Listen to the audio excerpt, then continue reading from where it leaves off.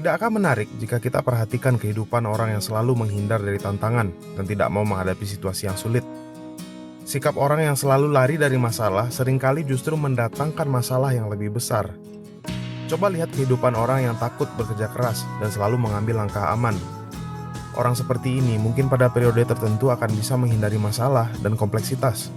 Namun tindakannya menghindari masalah itu justru membuatnya sulit untuk mengembangkan kemampuannya. Akibatnya, pada saat ia tidak bisa menghindar lagi dari masalah, ia belum cukup matang untuk menghadapi masalah itu. Maka orang yang selalu mencari jalan mudah seperti ini cenderung jarang yang bisa berhasil dalam hidup, atau pada akhirnya mendapatkan hidup yang sulit.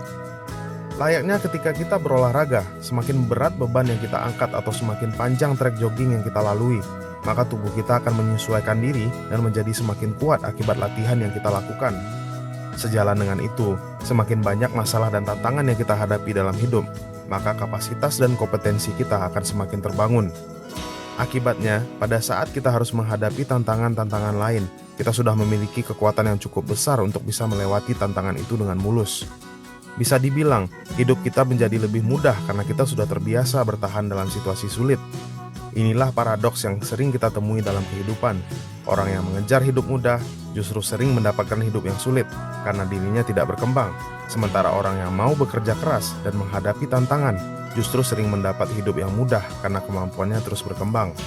Maka pertanyaan yang layak kita tanyakan adalah, apakah kita ingin terus menghindari kerja keras dan masalah hidup jika pada akhirnya hidup kita cenderung menjadi lebih sulit?